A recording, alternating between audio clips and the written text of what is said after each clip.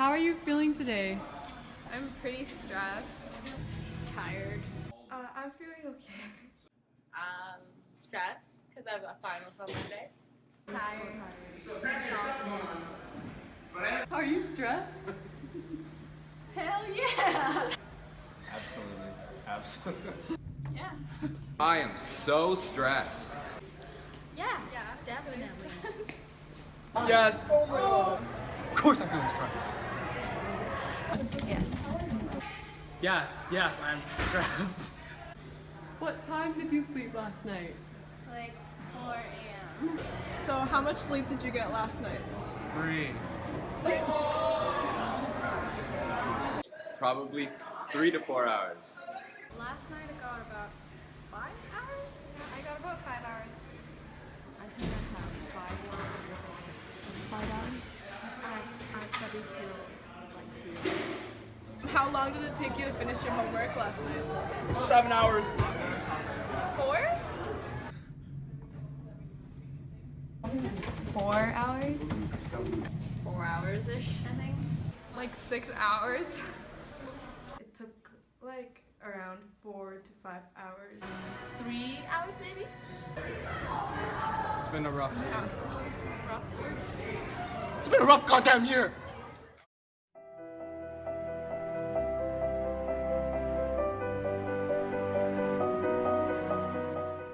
As many students go through high school, feelings of pressure and competition with one another continually rise as increasingly competitive college admissions have begun to define individuals by their ability to succeed academically. Our education system is predicated on the idea of academic ability. And there's a reason. The whole system was invented around the world. There were no public systems of education really before the 19th century. They all came into being to meet the needs of industrialism. So the hierarchy is rooted on 2 ideas. Number one, that the most useful subjects for work are at the top. So you were probably steered benignly away from things at school when you were a kid, things you liked, on the grounds you would never get a job doing that. Is that right? Don't do music, you're not going to be a musician. Don't do art, you won't be an artist. Benign advice. Now, profoundly mistaken. The whole world is engulfed in a revolution. And the second is academic ability, which has really come to dominate our view of intelligence because the universities designed the system in their image. If you think of it, the whole system of public education around the world is a protracted process of university entrance. And the consequence is that many highly talented, brilliant, creative people think they're not, because the thing they were good at school wasn't valued or was actually stigmatized. And I think we can't afford to go on that way. It has never been more difficult for students to be accepted into many post-secondary institutions as the admission averages continue to increase. This highly selective admissions process has caused parents, students, and schools to be caught in a cycle of escalating expectations, most of which are driven by greater societal factors. I think that pressure doesn't necessarily make for a great education system or a great learning experience, because all you're trying to do is to get to that next step, regardless of how you get there. Just making that minimum step. I feel like putting less pressure on students to do exams, tests, quizzes. Like people always focus on the grade versus like the knowledge. Like people are always competing with other students, I feel like, versus actually learning the material. So I feel like if you fail a test, like it's not like bad. It shouldn't be like bad. It should be like a lesson. Everything's always a lesson in life. Like I feel like they should give students the opportunity to make mistakes if they do. What we do know is, if you're not prepared to be wrong, you'll never come up with anything original. If you're not prepared to be wrong. And by the time they get to be adults, most kids have lost that capacity. They have become frightened of being wrong. And we run our companies this, by the way. We stigmatize mistakes. And we're now running national education systems where mistakes are the worst thing you can make. And the result is that we are educating people out of their creative capacities. Picasso once said this. He said that all children are born artists. The problem is to remain an artist as we grow up. I believe this passionately, that we don't grow into creativity, we grow out of it. Or rather, we get educated out of it. The importance of higher education is strongly emphasized in our society today, leading students to believe that post-secondary education is pivotal to success. However, high levels of student debt worsen economic inequality, destroying education's promise of social mobility and success. Due to societal pressures, many students strive to attend not for the joy of learning, but in hopes to keep up with society's standards and demands. I want to study sciences at UBC because it's not like Yale or SFU. I want to be a doctor, and you can't be a doctor without going to university. I feel like it's kind of everyone does it, so you kind of have to do it thing. Yeah, that's all I can really say. I want to go to SFU because, well, my parents want me to go to UBC, but I don't want to go to UBC, so SFU is the next best thing.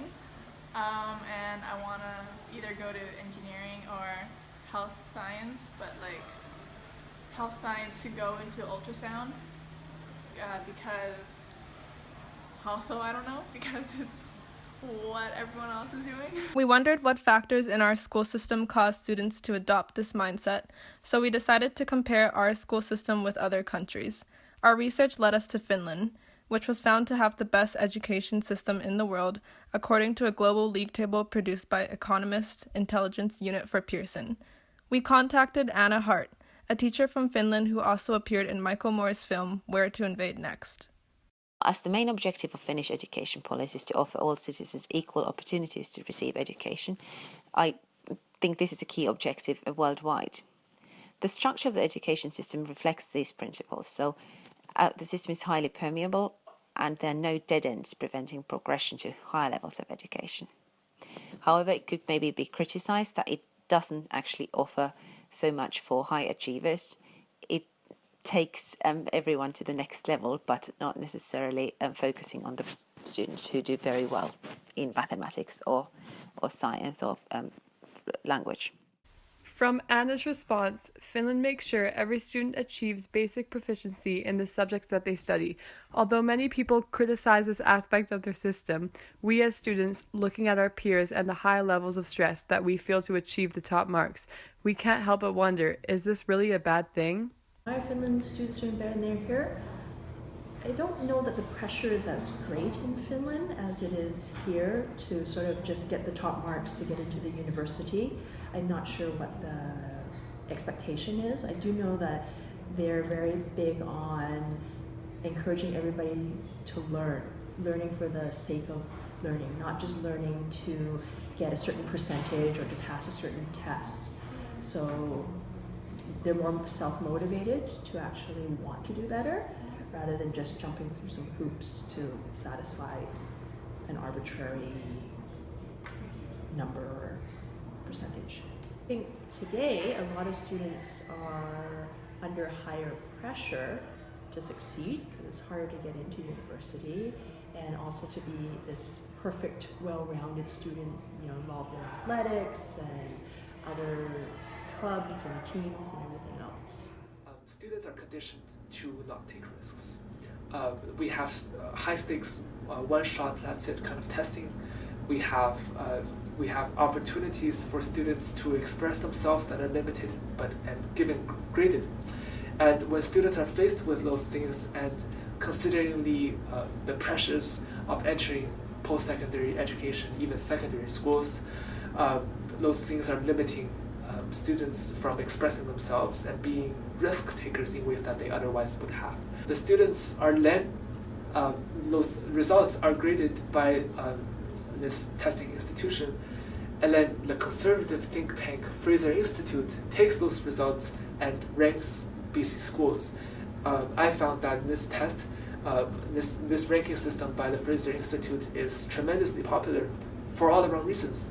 These tests are not realistic reflections of how well our students do.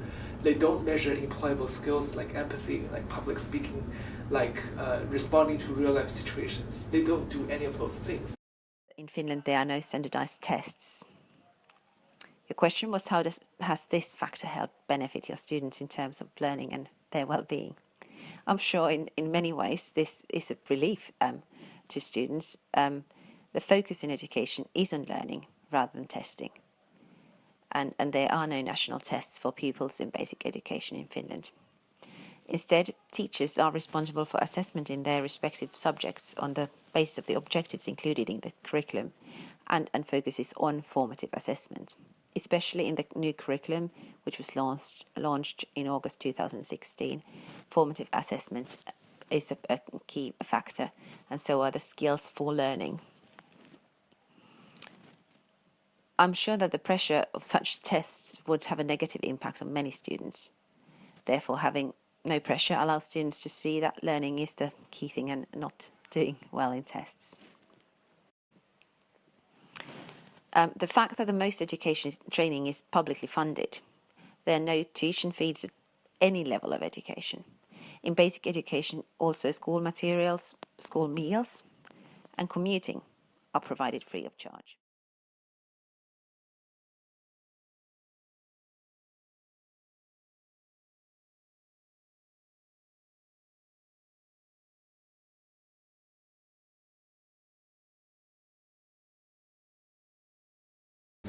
In 2016, we diverted, as a province, over $358 million of taxpayer money into our private schools.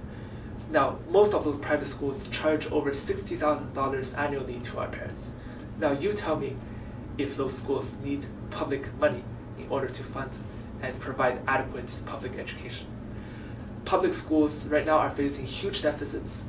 In Vancouver alone, in the Vancouver School Board, we're facing a $21.4 million deficit, and that has been causing the loss of elementary school band and strings programs, which creates creativity. We have lost full-time FTE positions of over 1,000 of them, in which the Premier has said will restore and bring more jobs into our education system. This all needs to change, and I believe that economics should be placed after the inclusion of public education in BC. This is a problem that is rampant, it is uncontrollable, and we need to rein it in right now. We need to think of public education as an investment into our future.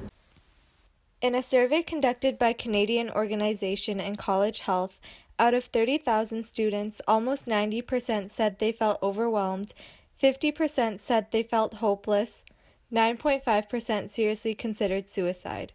With these alarming statistics, we knew that something must be done about our education system.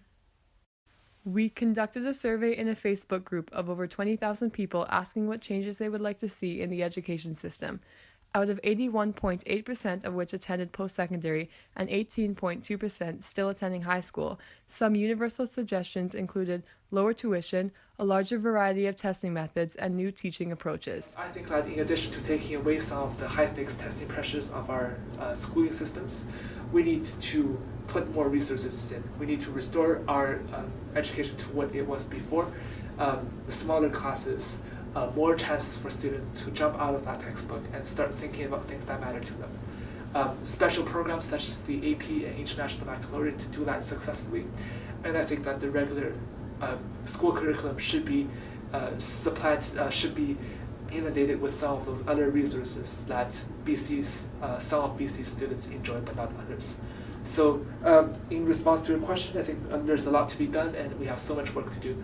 But there's reason for hope. We have advocates, we have an election coming up, we have many things in place that BC students have access to and will have access to in the future if we keep working on understanding the impact of economics and student success. As we approach the end of high school, many of us are uncertain about our future. No matter who we are, we all have dreams and goals to make a difference. But how is this possible when we're part of a system that leaves us constantly questioning if we're good enough? And when we gain acceptance into university, we end up in a never-ending cycle of student debt, questioning our decisions and, most importantly, the degrees we worked so hard for. We need to live a life that we're proud of. We should be able to experience the world, be innovative, explore our passions, and have the confidence to make mistakes without the fear of being set back into thousands of dollars of debt. It's clear that there are many things we can change about our system. Why is that other countries, like Finland, are producing happier students, yet are still able to achieve top results? We can no longer just watch and allow ourselves to be part of this perpetual cycle of stress and debt. It's up to us, as individuals to unite and fight for changes in our education system for our generation and future generations to come.